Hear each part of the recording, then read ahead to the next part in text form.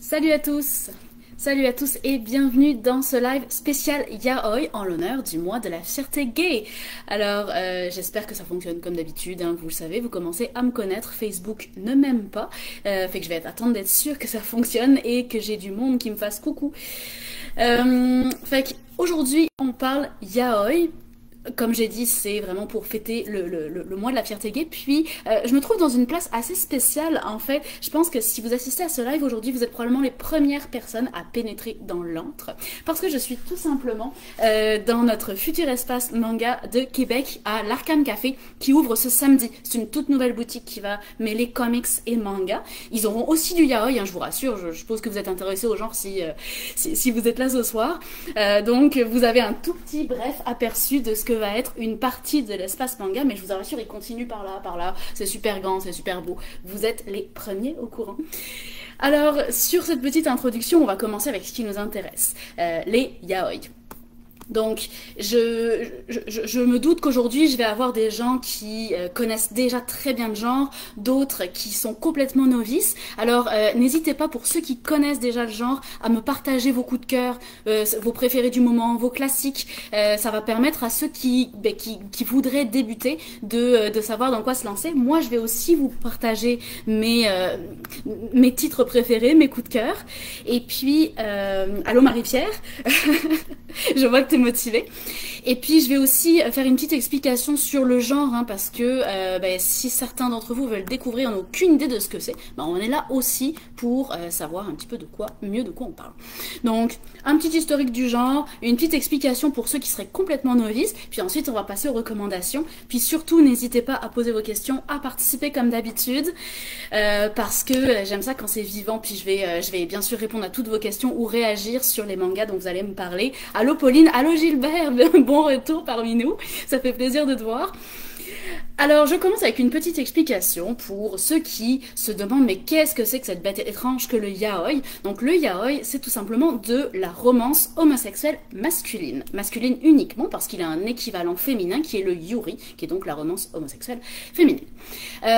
Vous trouverez plein d'autres noms, hein, qui peuvent désigner le yaoi. On peut appeler ça du boys love, ça se comprend tout à fait, ou même du BL, donc l'acronyme de boys love. On peut appeler ça du shonen ai. Shonen, ça veut dire garçon, ai, ça veut dire amour, ça se comprend tout à fait bien. Fait que, bref, il y a plein de noms pour désigner le yaoi, puis quand on fait partie de cette communauté fan de yaoi, il y a plein de termes techniques qu'on va voir un petit peu, mais vraiment très en surface, parce que je vais pas vous gaver de termes techniques ce soir. Tiens, justement, commençons avec un fait qui est assez peu connu finalement, à part des vraiment gros fans hardcore du genre, c'est le fait que le mot yaoi, c'est pas forcément un mot, mais c'est un acronyme.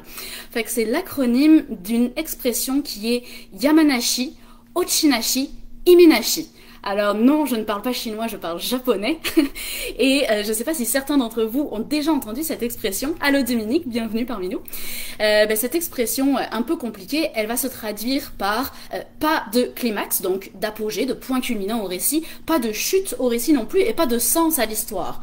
Alors c'est un peu bizarre, hein, on s'entend. C'est comme si c'était un terme qui voulait comme détruire le genre, mais en fait c'est les propres créateurs de yaoi qui ont créé ce terme-là, et c'était un terme d'autodérision finalement. Donc tout ça pour dire que le genre est un genre qui ne se prend pas au sérieux, et ça, on aime ça.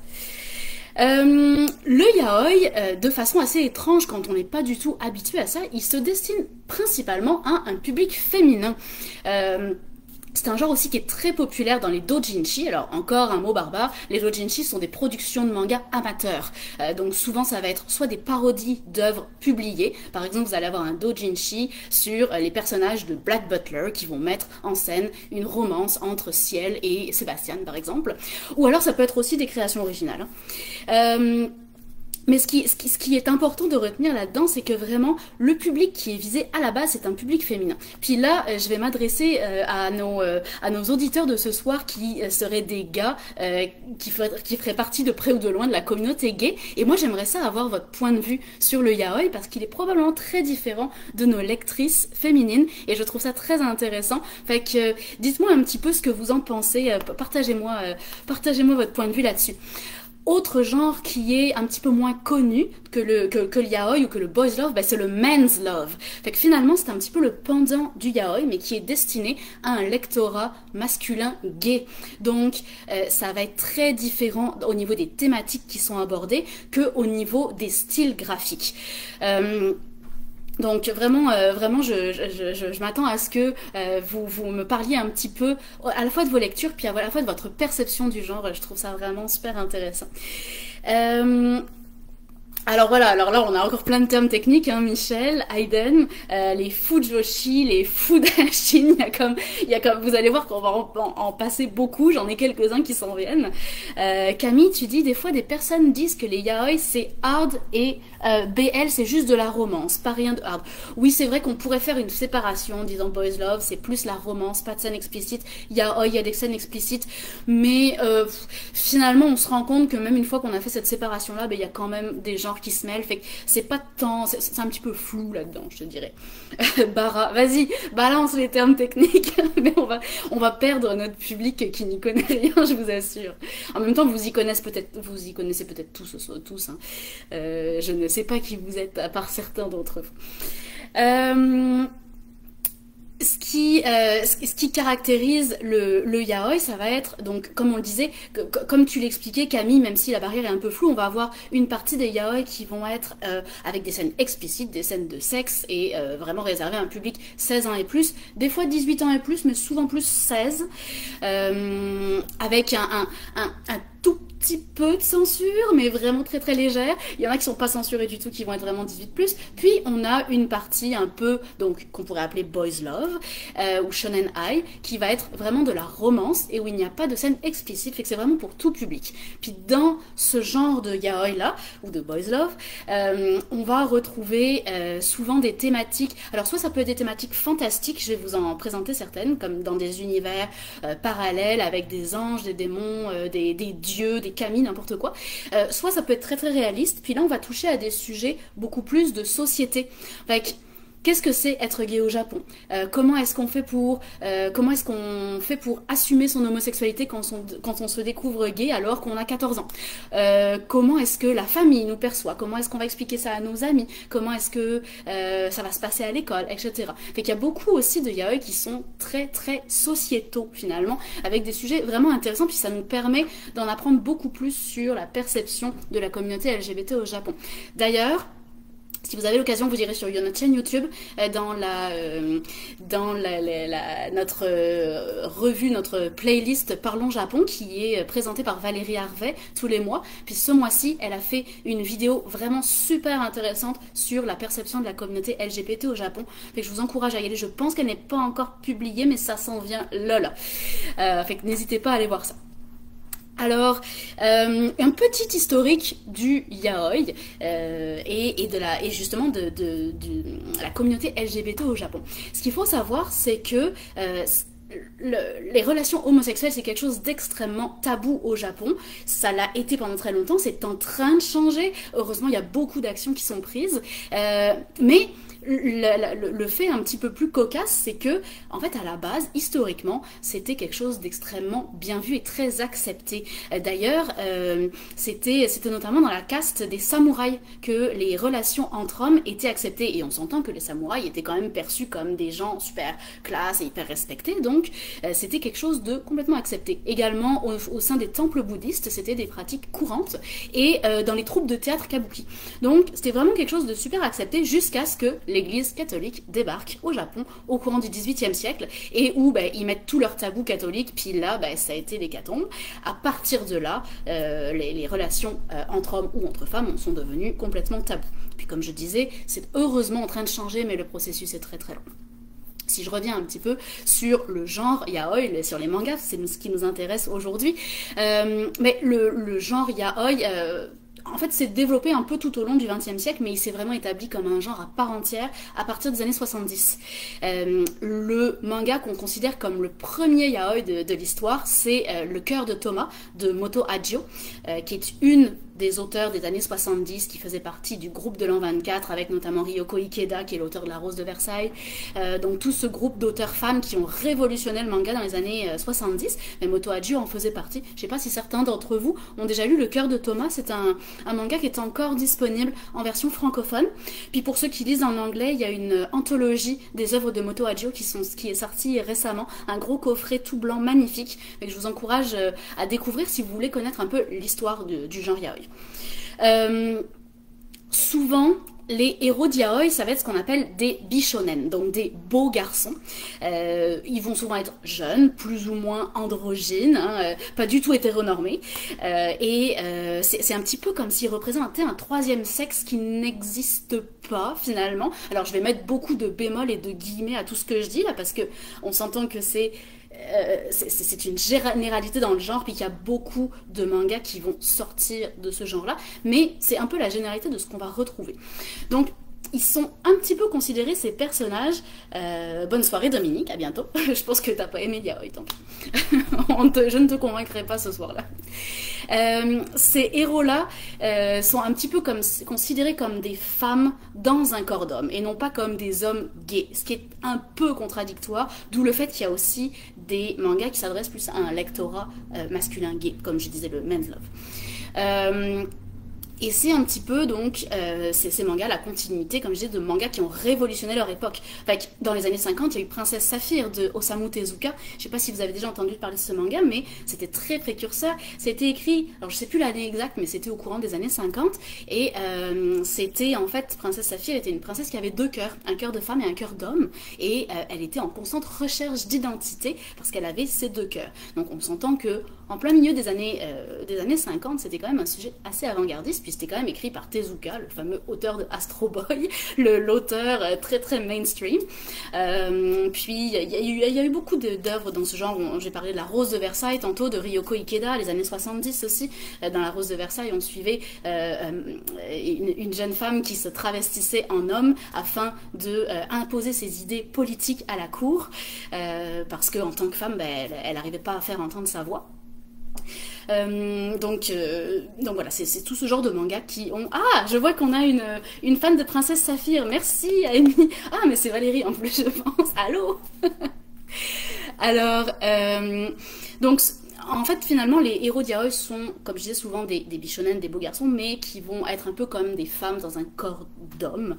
Donc, c'est comme il y a comme un espèce de transfert de personnalité qui permet aux lectrices d'échapper à une vision qu'elles pourraient avoir du couple qui est un peu, peut-être un peu violent. C'est bizarre à dire, mais il y a comme cette croyance au Japon que les femmes sont pas encore les égales des hommes, hein, malheureusement, on le sait, et il y a comme cette espèce de vision qu'ont certaines jeunes filles du couple qui est très violente. Donc le fait d'avoir cette relation entre hommes, mais féminisée, c'est une relation qui est toujours très pure, hein, qui est innocente, malgré les scènes explicites, et qui est souvent sans danger pour elles. Donc c'est très rassurant pour des jeunes filles qui seraient... si on pouvait éviter de spammer mon live, Julda, ça m'arrangerait beaucoup. Fait que vous allez me laisser 30 secondes le temps que je supprime ce commentaire. Voilà, merci d'éviter les spams, ça va me faire plaisir. J'ai les premières recommandations qui s'en viennent. Alors on me dit, ça me fait penser à Izumi de Love Stage. Ben oui, Love Stage est un manga quand même très très dans la veine très classique du boys love. Et donc Simon, tu dis que tu as adoré Love Stage et Hitorijime My Hero. J'allais justement présenter Hitorijime tantôt, fait que très très tu devances ce que je vais te dire. Allô Pablo, tu connais de nom Princesse Saphir? Ouais, c'est assez introuvable en fait, mais on l'a en lecture à Otaku Manga Lounge, fait qu'hésitez pas à venir lire ce chef-d'œuvre quand même très connu de Tezuka. J'adore Love Stage, Aiden, ok, mais je vois qu'il y a beaucoup de fans de Love Stage, c'est vrai que c'est un grand classique. Alors donc ce que je disais, c'est que ce qui est très particulier au yaoi, c'est le vocabulaire très technique. Hein. J'ai Aiden qui m'a shooté tout plein de mots tantôt qui peuvent vous paraître barbares, mais ce qu'on retrouve beaucoup, c'est ce vocabulaire technique qui est toujours en version japonaise. Alors là, si on n'y connaît pas, on est perdu, fait qu'il reste plus qu'à aller sur Wikipédia puis taper la recherche. Mais ce qu'on retrouve beaucoup, c'est la mise en scène de seme et uke. Donc littéralement l'attaquant et le receveur. C'est un terme sportif qui est issu des arts martiaux japonais et qu'on utilise pour désigner les couples typiques dans les yaoi. Donc en fait un petit peu le dominant puis le dominé. Encore une fois, je vais mettre des gros guillemets.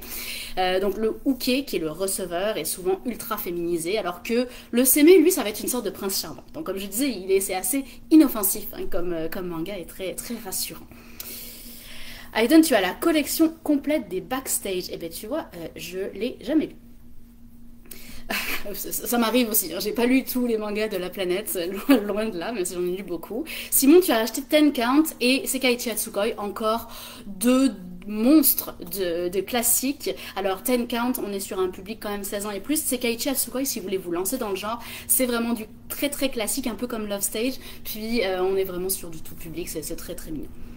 Alors Tamisha, tu nous dis il y a beaucoup de clichés. Le uke timide et petit, le uke, le seme qui est grand et tout, je ne sais pas, ça a coupé, mais en tout cas, oui, effectivement, c'est vrai qu'on retrouve beaucoup ces clichés.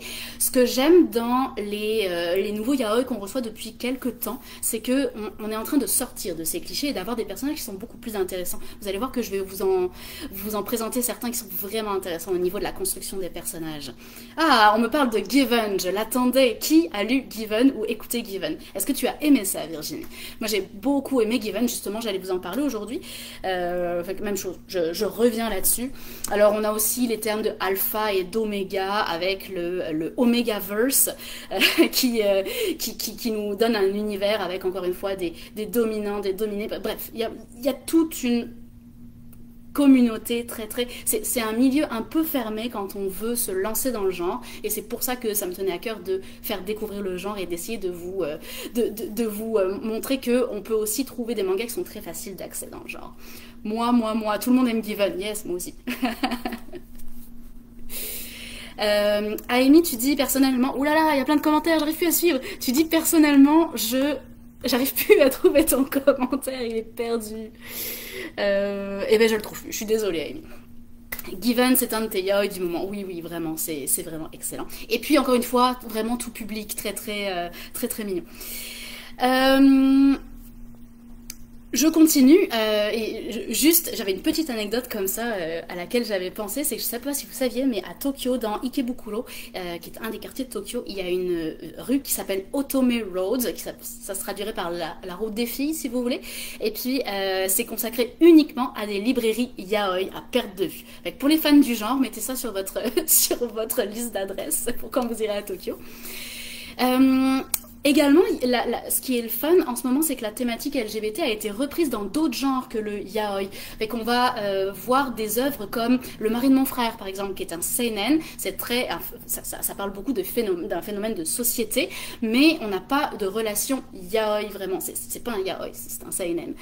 On a aussi Solitude d'un autre genre qui raconte l'histoire d'une jeune fille qui est très mal dans sa peau. Elle est alcoolique et un jour elle va découvrir que c'est parce qu'elle est lesbienne et puis qu'elle l'a jamais assumé. Et là, à partir du moment où elle découvre ça, sa vie commence à aller mieux. Fait qu'on a beaucoup de seinen comme ça qui nous paraissent, ou même en ce moment de shoujo et même de shonen qui abordent la thématique LGBT, mais sans avoir une histoire yaoi et sans les clichés du yaoi. Donc c'est là qu'on voit que il y a beaucoup de... Il y a beaucoup d'évolution, heureusement, sur la perception de la communauté LGBT au Japon. Mais il y a encore beaucoup de travail à faire, je vous le dis. Alors on va passer aux recommandations parce que je pense que c'est ça que vous attendez. Je vois qu'on continue à parler de Love Stage, de Dokyosei aussi, Classmates, très sympa aussi. J'avoue, je l'avais oublié sur ma liste, mais il est très cool. Et alors Killing Stalking aussi, évidemment. Alors il y a eu un débat sur notre page Facebook récemment sur est-ce que Killing Stalking est un yaoi ou non. Je vais vous laisser débattre là-dessus, je ne rentrerai pas dans le débat une deuxième fois. Mais allez-y, donnez-moi votre avis, je suis curieuse de l'entendre. Alors, j'ai classé mes recommandations en deux catégories. Catégorie tout public avec laquelle je vais commencer, et donc vraiment de la romance, et catégorie 16 et plus, donc avec des scènes explicites. Alors on va commencer avec les recommandations tout public. Ce qui va se passer, normalement je vous montre toujours les mangas, là j'en ai quelques-uns, mais comme je le disais, à Québec présentement, il y a plein de mangas que j'ai pas, je suis pas dans mon entrepôt où j'ai des milliers et des milliers et des dizaines de milliers de mangas.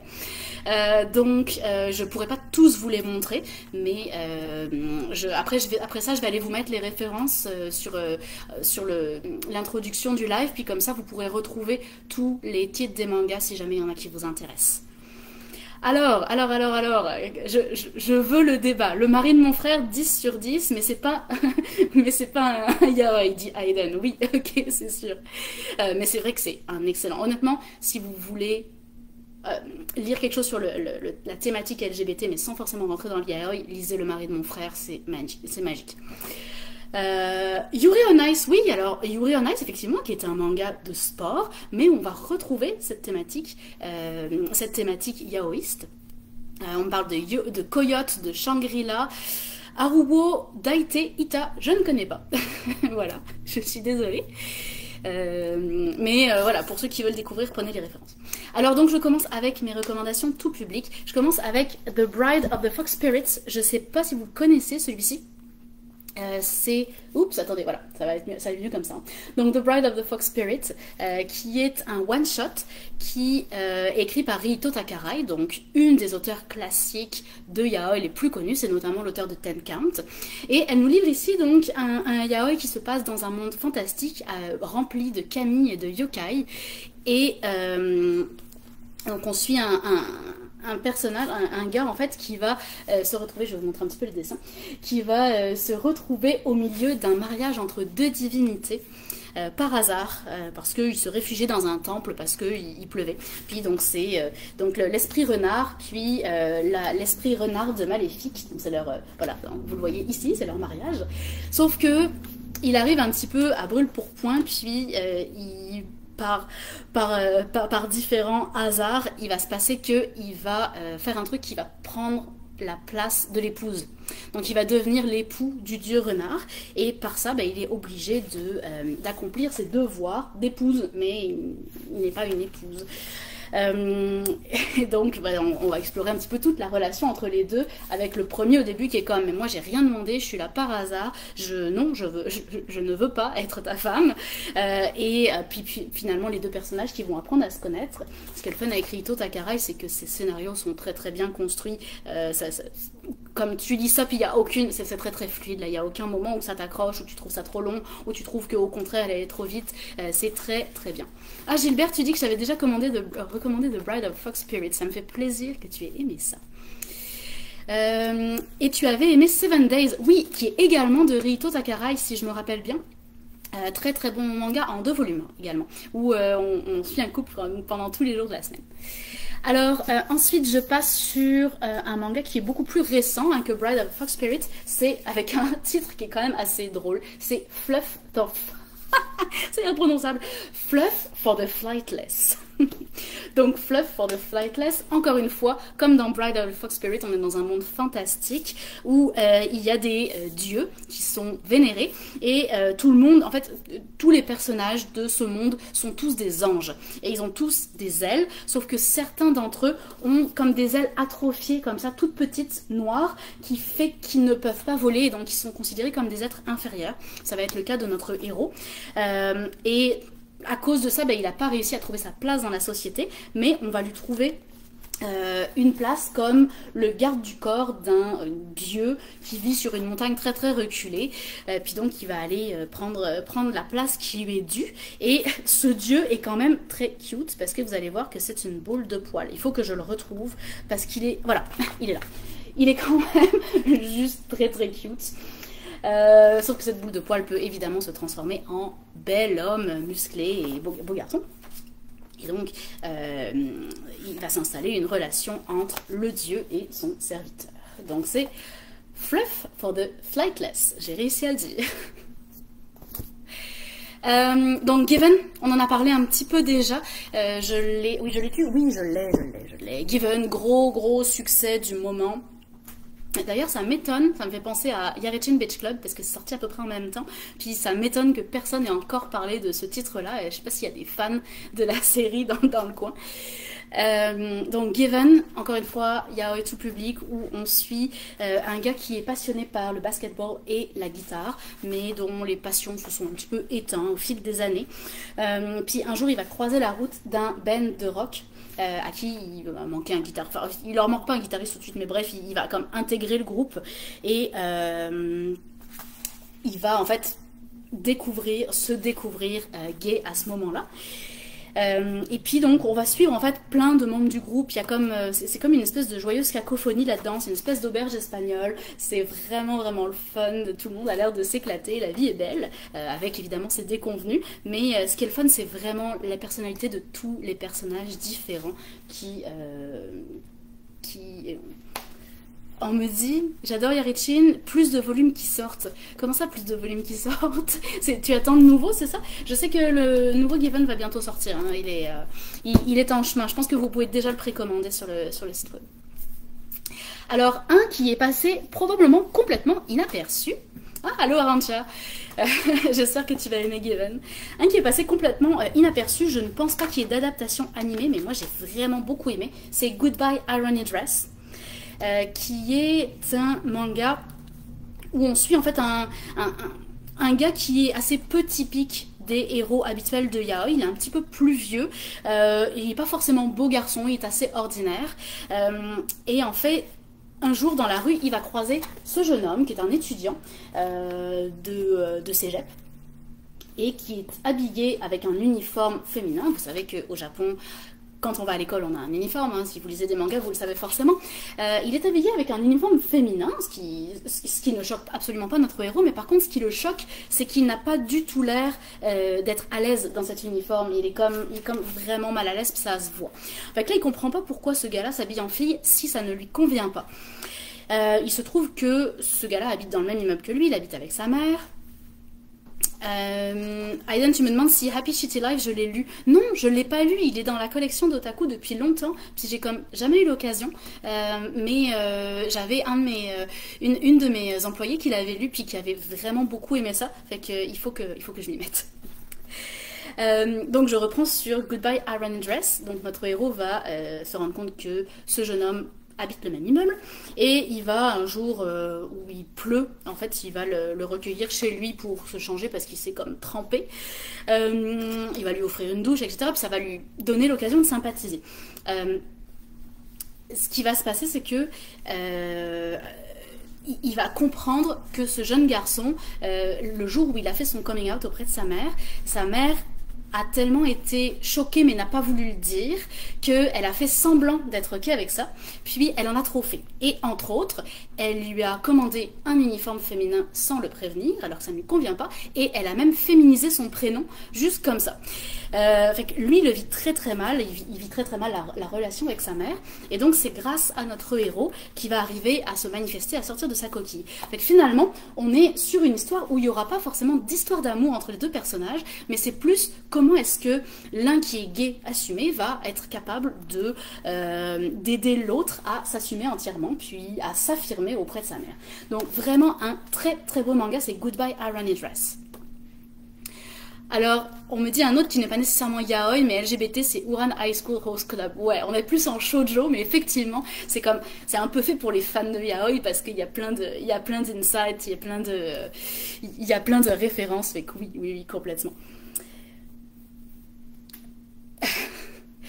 Je vois qu'il y a des insides dans les conversations, c'est cool. Alors, Hitori Jime My Hero, j'avais dit que j'en parlerais, sorti récemment en français, beaucoup plus avancé en anglais par exemple, si vous voulez lire la version anglophone, où on suit un gars qui va entamer une relation avec son professeur, mais sans vraiment catcher que c'est son professeur finalement. Puis ce professeur-là, il est comme vraiment bizarre, il est comme très mal perçu dans l'école. Il traîne le soir dans les parcs, puis il fait peur à tous les jeunes qui traînent, puis tout ça pour essayer de faire respecter la loi. Mais il est comme tellement violent que c'en est un peu dérangeant. Et finalement, notre héros qui est donc élève dans la même école, dans le même cégep, va finalement le rencontrer, puis un peu par hasard, puis va entamer une relation avec lui. C'est vraiment un tout public, mais avec un univers très très humoristique, un petit peu décalé. On me demande c'est en combien de tomes le manga dont tu viens de parler. Alors si tu parles de Goodbye Irony Dress, c'est un one-shot en fait. Et j'avoue que on aurait pu le développer sur plus de volumes parce qu'il y avait vraiment matière à, mais c'est très très bien développé de bout en bout sur un one-shot, fait que c'est pas dérangeant. Alors un de mes préférés que je n'ai pas ici, malheureusement j'aurais bien aimé vous le montrer, c'est un peu plus ancien, c'est Ikumen After. Ça se passe en 2 tomes et c'est l'histoire de 2 papas qui sont chacun divorcés, pères au foyer et monoparentaux, dont les enfants ont le même âge, ils vont comme dans le même CPE. Et donc à force de se croiser tous les jours, d'amener, il y en a un qui a une fille, l'autre qui a un petit gars, puis les 2 enfants se lient d'amitié, sont très proches, alors les 2 papas forcément se rapprochent et commencent à discuter, puis ils vont se découvrir une attirance l'un envers l'autre. Donc ils vont débuter une relation, et là en fait ils vont se rendre compte que débuter une relation homosexuelle alors que nos enfants nous ont connus hétérosexuels, c'est peut-être très compliqué, et débuter un foyer, c'est probablement très compliqué aussi. Donc ça va être vraiment centré sur la vie familiale, la reconstruction du foyer et la perception qu'ont les enfants. Fait que si on pouvait aussi éviter de spammer avec des images qu'on veut pas voir, ça m'arrangerait, s'il vous plaît. Merci. Décidément, le yaoi attire le spam. J'ai jamais de spam dans mes lives.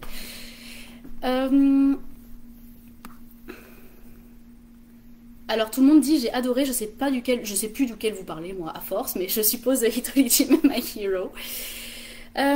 Ok, on va continuer avec une autre. Bref, Ikumen After, je recommande fortement, c'est très très bon.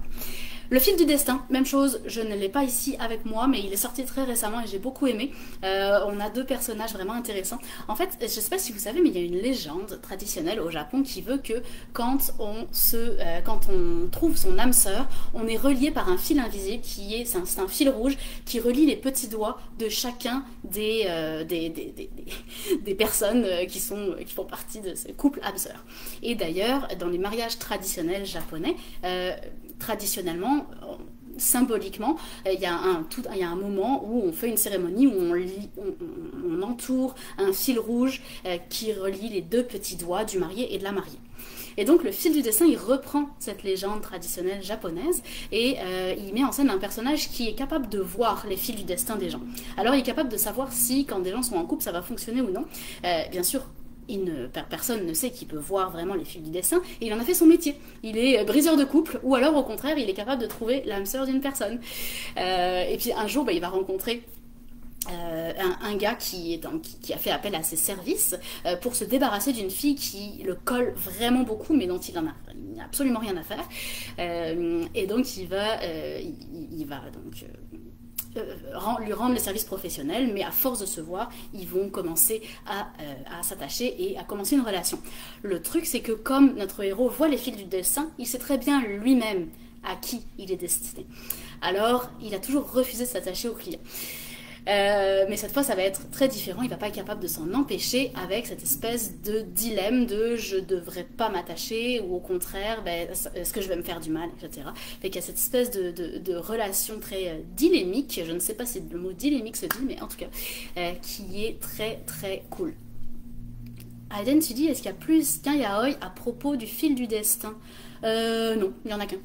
Non, c'est un one-shot. Par contre, il y a un autre manga qui s'appelle Le fil du destin, puis lui, c'est un shoujo. Alors, ne confondez pas les deux. Super Lovers aussi, oui, effectivement, un gros classique.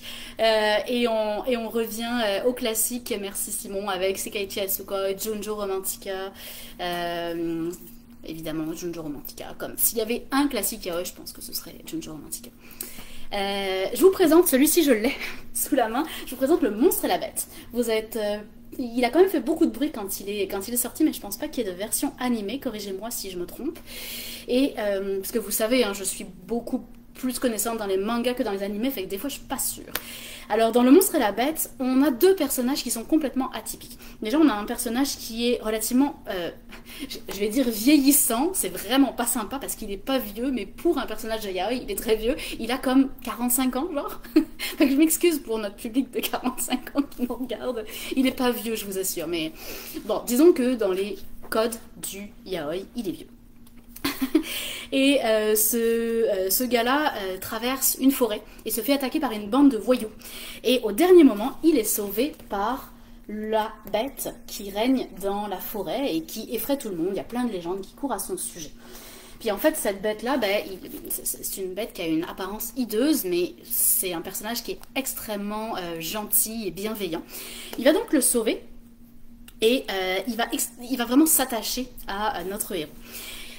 Sauf que notre héros, lui, n'est pas du tout une personne bienveillante. Et quand il va voir à quel point cette bête est vulnérable, mais il va complètement se jouer de lui pour profiter de sa bonté et de sa gentillesse et en faire un petit peu sa bête de foire. Et donc il y a cette espèce de relation très spécifique entre les deux personnages. Ces deux personnages qui sont finalement inversés. Alors on ne sait plus qui est le monstre et qui est la bête finalement des deux. Et j'ai vraiment beaucoup aimé ça, autant le côté fantastique qui est très bien maîtrisé parce qu'on a une relation très réaliste avec un univers fantastique que, comme je disais, les personnages qui sont pas du tout clichés. Donc, Le Monstre et la Bête. Ah, merci Sabrina, plein de recommandations. Allez-y, notez. Je pourrais pas parler de tout ça là, c'est impossible. J'en connais une bonne partie, Sabrina, de tout ce dont tu parles, mais je vais devoir rester sur mon programme parce que sinon je n'en sortirai pas. Par contre, j'adore Tadaima Okaeri, vraiment beaucoup. Amy, tu demandes est-ce que les mangas que tu recommandes contiennent du consentement? Parce que ça m'arrive d'en acheter et qu'il n'y a pas de consentement. Alors, moi, la plupart de ceux que je recommande, oui, c'est avec consentement parce que je suis un peu comme toi, j'aime pas trop cette relation sans consentement. Mais là, pour le coup, avec Le Monstre et la Bête, on n'y est pas du tout dans le consentement. Mais en même temps, la relation est complètement inversée à ce à quoi on s'attend. Et puis finalement, il n'y aura pas vraiment, en tout cas pas dit de manière explicite, il n'y aura pas vraiment de relation sexuelle, mais il y aura une espèce de relation d'exclusivité et de jalousie que j'ai moins appréciée. Sinon, dans tous les autres, oui, ce sont des relations avec consentement. Je vous présente deux autres tout publics et après je termine avec quelques 16+. J'ai Stay Gold que j'ai beaucoup aimé quand il est sorti, qui est un manga sur l'acceptation, sur les premières découvertes de l'homosexualité et l'acceptation de ça auprès de la famille. Donc on suit un jeune garçon qui a 14 ans et qui se découvre gay. Lui, il a une vie familiale un peu particulière, ses parents sont décédés, il vit avec son oncle, qui lui-même vit avec son propre frère, et avec la petite sœur qui est toute petite, qui est un bébé là. Bref, c'est une espèce de famille recomposée, pas banale. Et au milieu de toute cette vie familiale un peu compliquée, notre héros va se découvrir gay et là il va paniquer complètement. Il va se dire qu'est-ce qui va se passer quand on va l'apprendre à l'école, qu'est-ce qui va se passer quand mon oncle, auquel je tiens beaucoup, va l'apprendre. Et finalement, il va finir par faire son coming out et puis on va découvrir un peu comment l'oncle va l'apprendre. Ce qui est original dans Stay Gold, c'est que on a deux personnages principaux. On a un garçon de 14 ans et on a l'oncle. Fait qu'à un moment dans le manga, on va changer de narrateur et on va voir la vision de l'oncle, de son neveu qui lui avoue son homosexualité, qui lui avoue de ne pas être à l'aise avec ça et comment est-ce qu'il va essayer de le plus possible, de l'accepter au mieux, de faire en sorte que le reste de la société, de leur entourage l'accepte. Fait que super intéressant à cause de ces deux points de vue-là. Et mon dernier, vous l'avez peut-être lu parce qu'il a quand même fait beaucoup de bruit quand il est sorti. Il a aussi un titre imprononçable, j'aurais vraiment aimé vous le montrer aujourd'hui. C'est The Wise Beast of the Wizarding Wisdom. C'est un manga qui est écrit par Nagabe, l'auteur de L'Enfant et le Maudit. Nagabe qui est un auteur ouvertement gay, qui avant d'écrire le gros succès qu'est L'Enfant et le Maudit, a fait quelques one-shots qui soit yaoi, soit qui parlent de la thématique LGBT. Il a fait notamment un titre humoristique qui s'appelle Le patron est une copine, qui est à mourir de rire. Et dans The Wise Beast, je vais condenser le titre sinon on s'en sortira pas. Dans The Wise Beast, ce sont des petites scénettes, des petits épisodes qui se passent dans un univers féerique à la Harry Potter, dans une école de magie, avec tous les personnages qui sont anthropomorphiques. Et le fait d'avoir des personnages anthropomorphiques, on ne sait pas du tout si on a affaire à des gars ou à des filles, et jamais dans le manga il ne sera dit qu'on est en train de parler d'yaoi. Et il m'a fallu beaucoup de temps avant de comprendre qu'on était en train de parler de relations homosexuelles. Fait que c'est très très bien amené. Le propos de l'auteur est super intéressant derrière. Et donc c'est plein de petites scénettes avec différents personnages de cette école. Puis il y a cet univers féerique, magique. Fait que vraiment au niveau de la construction de l'univers c'est magnifique. Et puis au niveau du propos que l'auteur veut nous emmener en ne disant jamais qu'il est en train de faire un yaoi, c'est super intéressant aussi. Donc je vous répète le titre mais je vous l'écrirai. C'est The Wise Wise Beast of the Wizarding Wisdom. Wisdom. Aiden, tu me dis j'ai aimé Boy Meets Maria. Bah tu vois, lui non plus je le connais pas. Décidément, il y en a beaucoup ce soir. Faut dire que des yaoi, il y en a vraiment beaucoup. Puis là, si tu veux tout lire, c'est comme vraiment compliqué. Alors quelques recommandations 16+ pour terminer notre soirée yaoi. J'ai À tes côtés qui est sorti. Alors encore une fois, À tes côtés, il y a un one shot qui est un yaoi et il y a une série qui s'appelle À tes côtés qui est un shoujo mais qui n'a absolument rien à voir avec le yaoi. Donc dans À tes côtés, on suit une gang de yakuza.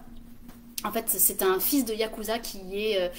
c'est le fils du boss, du chef de clan. Et il est donc promis à prendre la succession de son père à la tête du clan quand celui-ci prendra sa retraite. Et il a toujours été amoureux, ou plutôt son meilleur ami a toujours été amoureux de lui. Mais lui, pour protéger son meilleur ami, il lui a toujours dit... On ne peut pas entamer une relation, je fais partie d'un gang de yakuza, c'est bien trop dangereux pour toi, ils vont profiter de toi, ça va très mal se passer, puis moi je veux te protéger, donc nous resterons toujours amis. Et au tout début du manga, le meilleur ami, pour faire enrager notre héros, se marie avec une fille et lui annonce ça de but en blanc, sans l'avoir prévenu, avec gros clash, qui va provoquer en fait la réaction de notre héros. Et on va voir un petit peu comment cette relation va pouvoir se développer dans un univers qui ne leur est pas du tout favorable. J'ai aussi, alors là il y en a plein que j'ai pas en stock et que je peux pas vous montrer, c'est un peu plate mais bon. J'ai aussi Akamatsu et Seven, pas beaucoup de bruit quand c'est sorti, je vous avoue que quand j'ai vu le cover j'ai fait ça a l'air très très mauvais et en fait ça a été comme une de mes meilleures lectures yaoi du moment. Akamatsu et Seven c'est vraiment deux bad boys, il y en a un qui vit dans un parc parce qu'il est comme itinérant, il n'y a plus de maison, il n'y a plus d'argent, bref il vit dans un parc pour enfants et il fait fuir tous les enfants qui voudraient aller s'amuser dans le parc parce qu'il a décidé que c'était sa maison. Et un jour il y a un autre bad boy qui lui a une vie plus classique on va dire, qui arrive dans le parc puis qui lui cherche des noises. Et là, il cherche à se battre parce que lui, tout ce qui l'intéresse dans la vie, c'est de se battre et puis de montrer qu'il est le plus fort parce qu'il est extrêmement fort. Puis notre héros va le battre à plate couture contre toute attente. Avec tous les jours, il va revenir pour essayer de gagner son duel de combat à main nue. Et à force, les deux garçons vont se lier d'amitié. Et comme notre héros est itinérant, l'autre va lui proposer de faire une colocation chez lui. Puis c'est comme ça que la relation va débuter. Mais vraiment, on a deux personnages qui sont complètement atypiques, qui sont hilarants. C'est un manga qui se prend vraiment pas au sérieux. Il y a beaucoup d'autodérision au niveau de la construction et du caractère des personnages. C'est vraiment un bon manga, Akamatsu et Seven. Akamatsu et Seven étant les deux noms des deux personnages. Thématique Yakuza, ça te fait penser à Tie Rope, Marie-Pierre. Amira, tu me demandes est-ce que c'est un one-shot, mais je sais plus duquel tu parles, malheureusement, à force je sais plus. Alors j'ai cité À tes côtés, c'était bien un one-shot, Akamatsu et Seven est également un one-shot, puis juste avant c'était The Wise Wise Beast par Nagabe, et ça aussi c'est un one-shot. Un autre que j'ai beaucoup aimé dernièrement, c'est Ginza Neon Paradise, parce que c'est un yaoi historique, et ça c'est quelque chose qu'on voit assez peu. Ça parle de deux anciens camarades qui ont fait la guerre ensemble, la Seconde Guerre mondiale, et qui, dans les années 50, peu de temps après la fin de la guerre, vont se retrouver, l'un qui a quitté la guerre, le front assez vite, puis qui a eu une vie un peu plus tranquille, puis l'autre qui a vu vraiment beaucoup d'horreur, et qui revient, et ils vont entamer à nouveau la relation qu'ils avaient eue quand ils étaient soldats, mais il y en a un qui avait, à cause de toutes les atrocités qu'il a vues, il a énormément changé de caractère. Donc ça va être d'essayer de retrouver la personne qu'on aime alors qu'elle a tellement changé. Puis il y a cette espèce de thématique qu'on voit plus dans les mangas historiques normalement sur les effets de la guerre sur la population japonaise entre autres, mais pas que. Celui-ci c'est Ginza Neon Paradise et j'ai aussi que j'ai beaucoup aimé dernièrement High School La La Love. Alors là on passe vraiment dans une autre dimension. C'est un manga qui est très très fleur bleue, même s'il y a beaucoup de scènes explicites. C'est un gars qui va emménager dans une maison parce que ses parents l'ont laissé tout seul. Fait que bref, ils l'ont confié à des anciens amis qui ont un fils de leur âge. Et Amy, tu dis celui de la guerre m'intéresse beaucoup, fait que c'est Ginza Neon Paradise. Donc notre garçon emménage et au moment où il passe la porte de la maison, le fils des parents, des amis des parents qui a le même âge que lui, ouvre la porte, puis là c'est la révélation, il est comme beau comme un dieu, puis il tombe immédiatement amoureux. Puis ce gars-là est tellement fleur bleue qu'à chaque fois qu'il rencontre un beau gars, il tombe tout le temps amoureux. Fait qu'il vit plein d'histoires d'amour dans sa tête. Et ce qui va être cool, donc, on va un peu suivre leur relation finalement, qui est une relation assez classique, mais ce qui est cool dans ce manga-là, c'est que, en fait, à chaque fois que notre héros va rencontrer de nouveaux gars, il va tomber amoureux, puis à chaque fois, il va tellement partir dans ses délires et s'imaginer quelle pourrait être la relation qu'il aurait, que, en fait, on va suivre cette relation pendant quelques pages. Et au bout d'un moment, on va se rendre compte qu'en fait, c'est pas ça l'histoire. Puis on va revenir à la réalité. Fait qu'on sait jamais trop si on est dans l'imagination du personnage ou dans la réalité. Fait que c'est vraiment le fun à lire. Je vais terminer par 3 recommandations un peu plus hardcore pour ceux qui aiment ça. Fait que j'ai entre autres Matka qui est sorti, qui a fait beaucoup de bruit quand il est sorti. Pourquoi hardcore? C'est parce que c'est un fantastique. C'est un gars qui a une relation avec un démon et je ne montrerai pas les images de celui-ci, vous aurez juste la couverture. Et en fait, le truc, c'est que le démon se nourrit des entrailles du personnage pour pouvoir, ou l'inverse, pour pouvoir survivre et continuer cette relation amoureuse. Donc, si vous aimez le yaoi trash, vous avez Matka qui est sorti. Et on a eu aussi Zombie Hide Sex, qui est un manga de zombies et de yaoi. Alors ça c'était une grande première pour moi. Enfin, qu'il y a une invasion de zombies. On suit un gars qui est un petit peu démuni, pas très dégourdi, qui va se retrouver coincé par une meute de zombies et être sauvé au dernier moment par un militaire des forces armées japonaises. Et donc il va s'accrocher littéralement à sa jambe pour pouvoir survivre et lui dire ne me laisse surtout pas tout seul. Sauf qu'en échange, notre militaire va lui demander des paiements en nature. Donc si vous aimez les zombies, c'est du yaoi gore.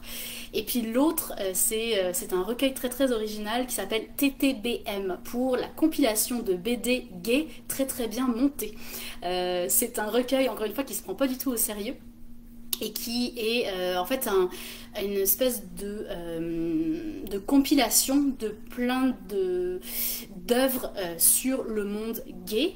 Mais alors là, on est plus dans le men's love, pour le coup, on s'adresse plus à un public masculin gay.